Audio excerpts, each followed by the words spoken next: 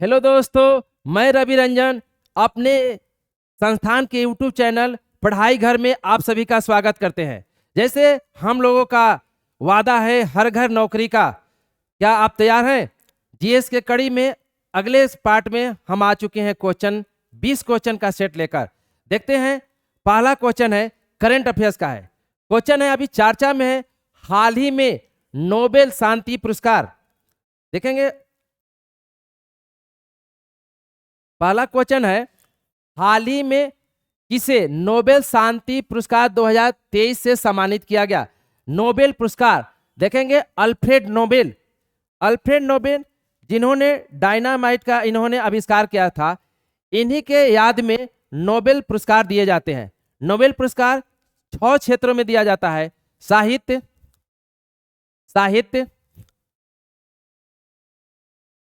शांति, अर्थशास्त्र,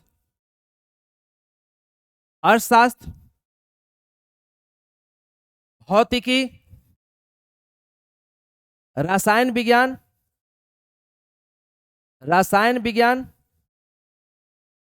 और चिकित्सा विज्ञान। 6 क्षेत्रों में नोबेल पुरस्कार दिए जाते हैं। क्वेश्चन है हाल ही में नोबेल शांति पुरस्कार किसे गया? नरगिस मोहम्मदी को दिया गया, जो कि ईरान के मानवाधिकार कार्यकर्ता है, जो कट्टरपंथियों से स्त्री के अधिकारों के संरक्षण के लिए काफी दिनों से लड़ रही थी, जिन्हें हाल ही में नोबेल शांति पुरस्कार दिया गया। जॉन फांसे देखेंगे, जिन्हें साहित्य का नोबेल पुरस्कार दिया गया, साहित्य का नोबेल पुरस्कार इन्हें दिया गया। और पियरे एगोस्टिनी और फेरेंक क्रूज को भौतिकी का नोबेल पुरस्कार दिया गया। देखेंगे, अगले क्वेश्चन पर आते हैं। अगला क्वेश्चन है, देखेंगे अगला क्वेश्चन है 69वें राष्ट्रीय फिल्म पुरस्कार में 2023 में Dada Saheb Phalke life time achievement पुरस्कार किसे दिया गया? देखेंगे, दादा साहेब फाल्के पुरस्कार की शुरुआत 1969 में शुरुआत की गई थी। दादा साहेब फाल्के पुरस्कार भारत सरकार के द्वारा दिया जाता है। देखेंगे, दादा साहेब फिल्म पुरस्कार उन लोगों को दिया जाता है जो फिल्म के क्षेत्र में अतुलनीय योगदान दिया है। अभी 2023 में हाल ही में वहीदा रहमान को दादा साहेब फाल्के पुरस्कार के लिए चुना गया है। अगला क्वेश्चन है, देखेंगे अगला क्वेश्चन है एशियाई खेल 2023 के समापन में भारत के ध्वजवाहक रहे। देखेंगे, बिहार एसएससी, बिहार दरोगा तैयार करने वाले, साथ ही साथ जनरल कंपटीशन के जितने तैयारी करने वाले हैं, सब लोग याद रखेंगे, बहुत वीवीआई क्वेश्चन है। एशियाई खेल किस देश में हुआ? देखेंगे, एशियाई खेल का आयोजन चीन में हुआ। एशियाई खेल में भारत के तरफ से ध्वजवाहक समापन में पूछा जा रहा है, उद्घाटन में नहीं। समापन में PR श्रीजेश को समापन मैच में ध्वजवाहक के लिए चुना गया था। हरमनप्रीत और लवनीना को उद्घाटन मैच में ध्वजवाहक चुना गया था। देखेंगे, एशियाई खेल में भारत ने कुल कितने मेडल जीते? देखेंगे, भारत ने एशियाई खेल में कुल 28 स्वर्ण जीते। रजत 38 और कांस्य 41। इस प्रकार से 107 मेडल के साथ भारत एशियाई खेल में चौथे स्थान पर रहा। प्रथम स्थान पर चाइना, दूसरे स्थान पर जापान, तीसरे स्थान पर कोरिया, चौथे स्थान पर भारत। देखेंगे, इसको नोट कर लेंगे। हम लोग जरूर एक अलग से टॉपिक लेके आएंगे एशियाई खेल, जिसमें आपको एशिया खेल से जितने भी महत्वपूर्ण क्वेश्चन है वीवीआई, उसके लिए हम लोग अलग से भी सीरीज लाएंगे। एशियाई खेल की शुरुआत 1951 में हुई थी। पहला एशियाई खेल कहाँ हुआ था? नई दिल्ली। पहला एशियाई खेल नई दिल्ली में हुआ था। और बस 2023 में जो एशियाई खेल चाइना में हुआ था, क्रम में कौन सा था? तो 19वां। ध्यान में रखेंगे, ये भी महत्वपूर्ण क्वेश्चन है, याद रखेंगे। अगला क्वेश्चन है, हाल ही में स्टैचू ऑफ वननेस का अनावरण किया गया है। यह देखेंगे किसकी मूर्ति है? स्टैचू ऑफ वननेस का उद्घाटन हाल ही में मध्य प्रदेश के मुख्यमंत्री शिवराज सिंह चौहान ने मध्य प्रदेश के ओंकारेश्वर में इसका उद्घाटन किया गया। यह भगवान आदि गुरु शंकराचार्य की मूर्ति है जो कि 108 फीट की ऊंचाई है। इसकी उद्घाटन मध्य प्रदेश के मुख्यमंत्री शिवराज सिंह चौहान ने कहा ओंकारेश्वर में किए। यह प्रतीक किसका है? एकात्मकता का, एकात्मकता का प्रतीक है। आइए देखते हैं दूसरे क्वेश्चन पर। अगला क्वेश्चन है, हाल ही में पुराने संसद भवन का नाम दिया गया। देखेंगे भारत में नए संसद भवन बन चुके हैं, तो पुराने संसद भवन से नए संसद भवन में शिफ्ट कर दिया गया है। तो नए संसद भवन का नाम क्या दिया गया है? तो देखेंगे हाल ही में प्रधानमंत्री नरेंद्र मोदी के द्वारा नए संसद भवन का नाम संविधान सदन दिया गया है। यानी पुराने संसद के गरिमा को बनाए रखने के लिए इसका नाम संविधान सदन दिया गया है, क्योंकि हमारे संविधान निर्माताओं ने पुराने संसद भवन में ही बैठ के संविधान का निर्माण किया था। इसका नाम दिया गया है संविधान सदन, याद रखेंगे। अगले नंबर क्वेश्चन पाते हैं। अगला क्वेश्चन देखेंगे, भारतीय संविधान का कौन सा अनुच्छेद राष्ट्रपति पद के लिए पुनर्निर्वाचन की पात्रता? देखेंगे भारत के संविधान में कोई भी व्यक्ति कितने बार राष्ट्रपति बनेगा इस पर स्पष्ट वर्णन नहीं है। अर्थात भारत में कोई भी व्यक्ति कई बार अनगिनत बार भी राष्ट्रपति बन सकता है, लेकिन संयोगवश सिर्फ और सिर्फ राजेंद्र प्रसाद ही 2 बार राष्ट्रपति बनेंगे। देखेंगे इसका वर्णन अनुच्छेद 57 में किया गया है। अब ऑप्शन नंबर ए पर आते हैं। ऑप्शन नंबर ए में राष्ट्रपति के कार्यकाल का वर्णन है। ऑप्शन ए में अनुच्छेद 56 में राष्ट्रपति के कार्यकाल का वर्णन है। ऑप्शन सी में है 54 में राष्ट्रपति के निर्वाचक मंडल का वर्णन किया गया है। और अनुच्छेद 58 में राष्ट्रपति के योग्यता क्वालिफिकेशन का वर्णन किया गया है, योग्यता। तो इस प्रकार से आपका आंसर हो जाएगा बी 57। आते हैं अगले क्वेश्चन देखते हैं। देखेंगे आपका क्वेश्चन स्क्रीन पर है, आप लोग भी आंसर देंगे। क्वेश्चन कर रहा है, निम्न में से किस अधिनियम के द्वारा भारतीयों को प्रशासन में शामिल होने का अधिकार दिया गया? देखेंगे पहली बार भारतीयों को प्रशासन में शामिल होने का अधिकार 1861 के अधिनियम के द्वारा हुआ। देखेंगे 1861 के अधिनियम के द्वारा ही पहली बार गवर्नर जनरल को अध्यादेश जारी करने की शक्ति मिला, और 1861 के अधिनियम के द्वारा ही भारत में मंत्रिमंडलीय व्यवस्था या विभागीय प्रणाली की शुरुआत हुआ। ऑप्शन नंबर ए है 1813। देखेंगे 1813 के चार्टर एक्ट के द्वारा भारत में ब्रिटिश ईस्ट इंडिया कंपनी का व्यापारिक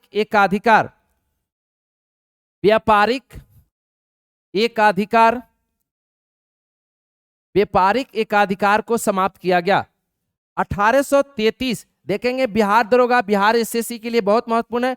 बिहार दरोगा में कई बार एक क्वेश्चन पूछे गए हैं। 1833 के अधिनियम के द्वारा ब्रिटिश ईस्ट इंडिया कंपनी का व्यापारिक एकाधिकार पुनः समाप्त कर दिया गया 1833 के अधिनियम के द्वारा। 1892 के अधिनियम के द्वारा ही भारत में आंशिक रूप से संसदीय व्यवस्था की शुरुआत हुई, और 1892 के अधिनियम के द्वारा ही पहली बार भारतीयों को बजट पर पूरक प्रश्न पूछने का अधिकार दिया गया। आगे क्वेश्चन देखते हैं। अगला क्वेश्चन है, साधारण विधेयक का वर्णन संविधान के किस अनुच्छेद में है? देखेंगे साधारण विधेयक कई तरह के होते हैं। साधारण विधेयक, वित्त विधेयक, धन विधेयक और संविधान संशोधन विधेयक। साधारण विधेयक सबसे पहले किस सदन में प्रस्तुत होता है? आप लोग कमेंट बॉक्स में आंसर बताएंगे। साधारण विधेयक सबसे पहले लोकसभा या राज्यसभा में प्रस्तुत किया जाता है। जल्दी से जल्दी अपना आंसर कमेंट बॉक्स में टाइप करेंगे। साधारण विधेयक का वर्णन संविधान के अनुच्छेद 107 में है।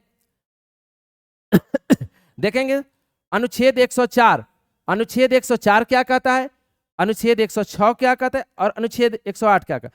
सबसे महत्वपूर्ण अनुच्छेद 108, और अनुच्छेद 108 के तहत ही भारत के राष्ट्रपति संसद के संयुक्त बैठक बुलाते हैं। यदि साधारण विधेयक पर लोकसभा और राज्यसभा में गतिरोध उत्पन्न होता है तो राष्ट्रपति संयुक्त बैठक बुलाते हैं। संयुक्त बैठक राष्ट्रपति अनुच्छेद 108 के तहत संसद के संयुक्त बैठक बुलाते हैं और भारत में अभी तक संसद के 3 बार संयुक्त बैठक हुए हैं। अनुच्छेद 107 में संसद के सदस्यों के वेतन एवं भत्ता का उल्लेख किया गया है जो कि भारत के संचित निधि से दिया जाता है। देखते हैं अगले क्वेश्चन पर। अगला क्वेश्चन है निम्नलिखित में से किसे लोकतांत्रिक विकेंद्रीकरण का शिल्पकार कहा जाता है। देखेंगे भारत में लोकतांत्रिक विकेंद्रीकरण की शुरुआत भारत में 2 अक्टूबर 1959 को राजस्थान के नागौर जिला से हुआ था, जिसे लोकतांत्रिक विकेंद्रीकरण का जनक बलवंत राय को माना जाता है और बलवंत राय मेहता समिति के ही सिफारिश पर भारत में त्रिस्तरीय पंचायती राज व्यवस्था की शुरुआत हुई। 2 अक्टूबर 1959 में राजस्थान के नागौर जिला के बगदरी गांव से पंचायती राज व्यवस्था का शुरुआत हुआ था। इस प्रकार से भारत में बलवंत राय मेहता को भारत में लोकतांत्रिक विकेंद्रीकरण का शिल्पकार, लोकतांत्रिक विकेंद्रीकरण का जनक माना जाता है। देखेंगे अशोक मेहता समिति ने भारत में दो स्तरीय पंचायती राज व्यवस्था की सिफारिश किया था और अशोक मेहता समिति ने ही भारत में पंचायती राज दलीय आधार पर कराने का सिफारिश किया था। एल.एम.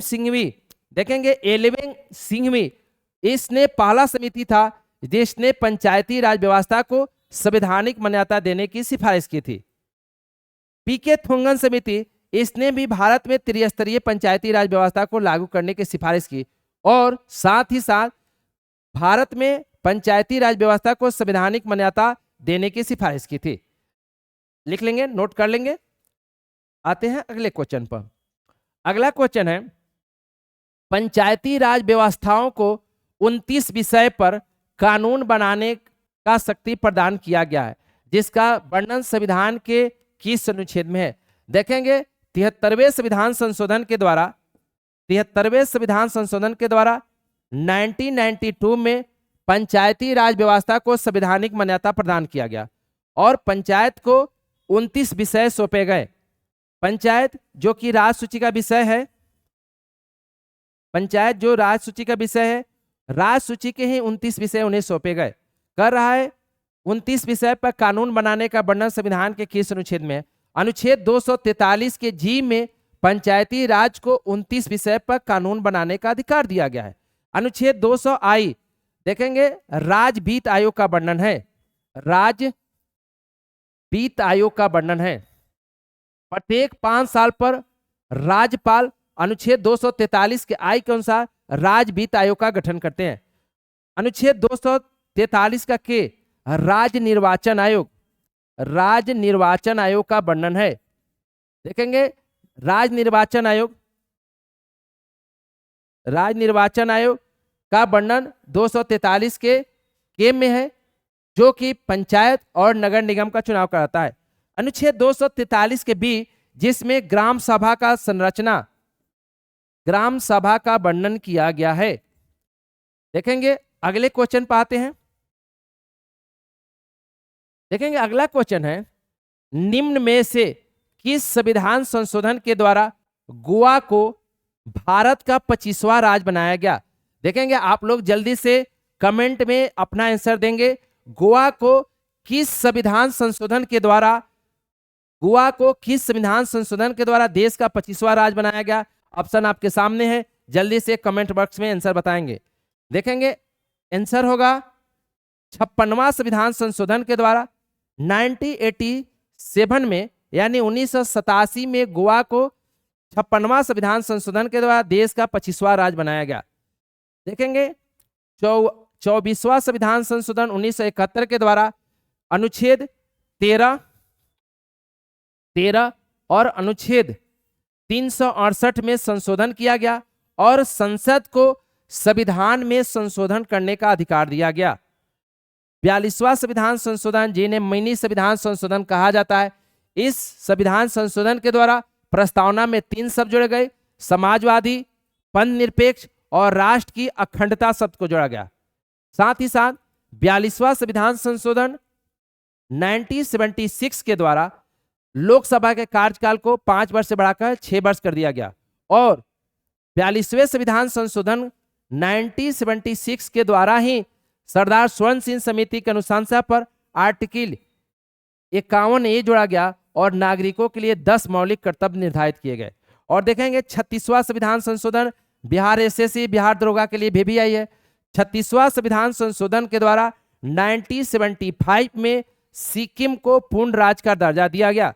सिक्किम को लिख लेंगे, सिक्किम को पूर्ण राज्य का दर्जा दिया गया, पूर्ण राज्य का दर्जा दिया गया।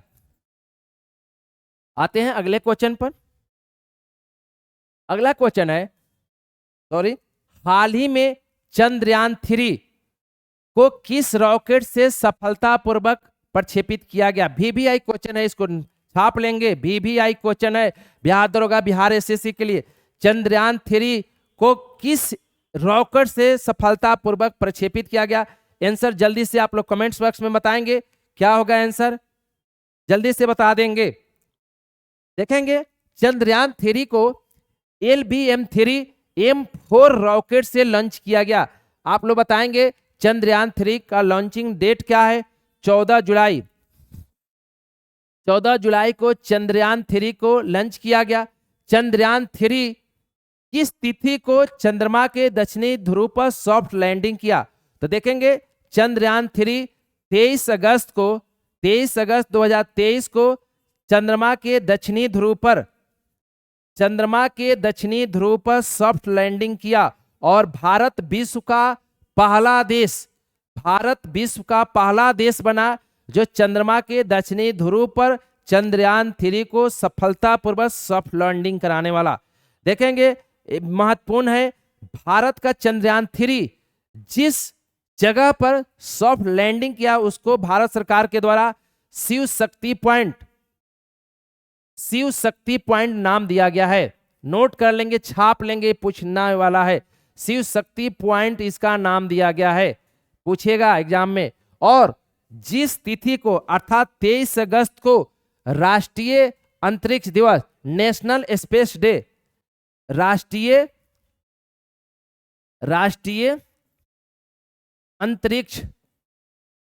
अंतरिक्ष दिवस के रूप में मनाया जाएगा। चलेंगे अगले क्वेश्चन पर आते हैं। देखेंगे अगला क्वेश्चन है, लोकमान्य तिलक अवार्ड किसे सम्मानित किया गया? देखेंगे लोकमान्य तिलक फाउंडेशन के द्वारा भारत के यशस्वी प्रधानमंत्री नरेंद्र मोदी को लोकमान्य तिलक अवार्ड से नवाजा गया। यह उन्हें 41वें सम्मान से सम्मानित किया गया। भारत के प्रधानमंत्री को राष्ट्र सेवा की भावना के लिए, राष्ट्र सेवा के लिए लोकमान्य तिलक पुरस्कार दिया गया है। अगले क्वेश्चन पाते हैं। अगला क्वेश्चन है, हाल ही में किस राज्य के मुख्यमंत्री ने स्कूल चलो अभियान 2023 की शुरुआत की? देखेंगे उत्तर प्रदेश के मुख्यमंत्री योगी आदित्यनाथ ने, आंसर हो जाएगा उत्तर प्रदेश के मुख्यमंत्री योगी आदित्यनाथ ने उन जिलों में जहां पर साक्षरता दर कम है, स्कूलों में नामांकन बढ़ाने के लिए, स्कूलों में बच्चों को लाने के लिए यह योजना शुरू किया है, मुख्यमंत्री स्कूल चलो अभियान। तो इसका आंसर हो जाएगा उत्तर प्रदेश। आते हैं अगले क्वेश्चन पर। अगला क्वेश्चन है, विश्व पर्यावरण दिवस का थीम क्या है? सबसे पहले विश्व पर्यावरण दिवस कब मनाया जाता है? तो याद रखेंगे विश्व पर्यावरण दिवस 5 जून को मनाया जाता है। 2030 में विश्व पर्यावरण दिवस का थीम था प्लास्टिक प्रदूषण का समाधान। आते हैं अगले क्वेश्चन पर। निम्न में से कौन सी भाषा 8वीं अनुसूची में शामिल नहीं है? देखेंगे 8वीं अनुसूची में मूल संविधान में 14 भाषा थी, लेकिन वर्तमान में 8वीं अनुसूची में कुल 22 भाषा वर्तमान में है। वर्तमान में है। कौन सी भाषा 8वीं अनुसूची में शामिल नहीं है? अंग्रेजी नहीं है, राजस्थानी नहीं है और भोजपुरी नहीं है। आंसर हो जाएगा ए बी डी, यानी सी हो जाएगा। भारत के संविधान में 8वीं अनुसूची में वर्तमान में 22 विषय है, बट मूल संविधान में 14 भाषा था। 21वें संविधान संशोधन के द्वारा 1967 के द्वारा सिंधी को शामिल किया गया और सिंधी 8वीं अनुसूची में 15वें भाषा के रूप में शामिल हुआ था। आगे देखेंगे 71वें संविधान संशोधन के द्वारा 1992 में नमक को जोड़ा गया। देखेंगे नमक खाने वाला नहीं, नमक ट्रिक है। नमक नेपाली, मणिपुरी और कोंकणी को जोड़ा गया। इस तरह से 15 3 18 हो गया। और 92वें संविधान संशोधन के द्वारा 2003 में 8वीं अनुसूची में 4 भाषा जोड़ा गया। मैथिली,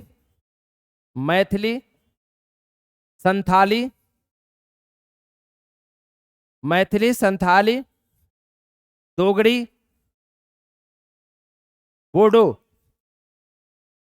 बोडो। इस प्रकार से वर्तमान में 8वीं अनुसूची में 22 भाषाएं हैं। देखेंगे यहां से क्वेश्चन पूछे जाते हैं, मैथिली को किस संविधान संशोधन के द्वारा? तो 92वें संविधान संशोधन के द्वारा 2003 में मैथिली, जो कि बिहार की भाषा है, इसे 8वीं अनुसूची में शामिल किया गया। देखेंगे भोजपुरी, जो कि बिहार में ज्यादा प्रचलित है, इसको शामिल करने की मांग किया जा रहा है, लेकिन वर्तमान में अंग्रेजी नहीं है, राजस्थानी नहीं है, भोजपुरी नहीं है। आते हैं अगले क्वेश्चन पर। अगला है, भारत सरकार के द्वारा विभाजन विभीषिका दिवस कब मनाए जाने की घोषणा की? देखेंगे भारत का विभाजन 14 अगस्त 1947 को हुआ। हाल ही में भारत के प्रधानमंत्री के द्वारा 14 अगस्त को विभाजन विभीषिका दिवस के रूप में मनाने की घोषणा किया गया है। 15 अगस्त को भारत अपना स्वतंत्रता दिवस मनाता है। अगला क्वेश्चन है, निम्नलिखित में से किस संविधान संशोधन के द्वारा आर्थिक रूप से कमजोर वर्ग को यानी ईडब्ल्यूएस को, इकोनॉमिक वीकर सेक्शन को 10% आरक्षण का प्रावधान किया गया? देखेंगे 124वें संविधान संशोधन विधेयक, 124वें संविधान संशोधन विधेयक अधिनियम 103वें द्वारा आर्टिकल 15 का खंड 6 और आर्टिकल 16 का खंड 6 जोड़ा गया। आर्टिकल 15 का 6 और 16 का 6। आर्टिकल 16 के 6 के तहत रोजगार में 10% आरक्षण, रोजगार में 10% आरक्षण ईडब्ल्यूएस को दिया गया। और यहां पर नामांकन में अर्थात स्कूलों में, विश्वविद्यालयों में ईडब्ल्यूएस को नामांकन में 10% आरक्षण दिया गया। देखेंगे अगला क्वेश्चन है, प्रस्तावना में निम्न में से किस स्वतंत्रता का उल्लेख नहीं है? देखेंगे भारत के संविधान के प्रस्तावना में 5 प्रकार की स्वतंत्रता का वर्णन है। विचार की स्वतंत्रता, अभिव्यक्ति की स्वतंत्रता, विश्वास की स्वतंत्रता,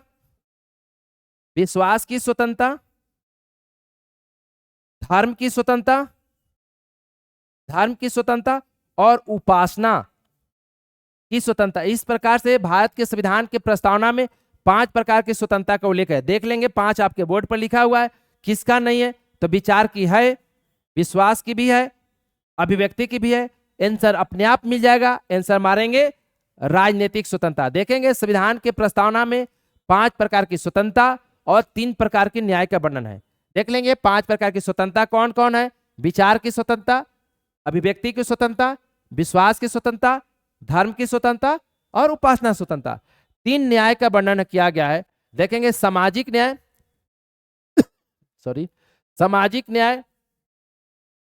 आर्थिक न्याय, आर्थिक न्याय और राजनैतिक न्याय। तो संविधान के प्रस्तावना में न्याय का वर्णन है, राजनीतिक स्वतंत्रता का नहीं है। आंसर हो जाएगा सी। अगले क्वेश्चन पर आते हैं। अगला क्वेश्चन है मौलिक अधिकार। देखेंगे इस क्वेश्चन को ध्यान से देखेंगे। मौलिक अधिकार की मांग सबसे पहले कांग्रेस के किस अधिवेशन में हुआ था? देखेंगे क्वेश्चन पूछा जा चुका है 69 बीपीएससी में, तो इसलिए आप यह क्वेश्चन महत्वपूर्ण है। बिहार दरोगा में भी पहले पूछे जा चुके हैं, VVI क्वेश्चन है। क्वेश्चन है मौलिक अधिकार की मांग सबसे पहले कांग्रेस के किस अधिवेशन में हुआ था? कराची अधिवेशन 1931 में मौलिक अधिकार की मांग हुआ था, जिसकी अध्यक्षता सरदार वल्लभ भाई पटेल किए थे।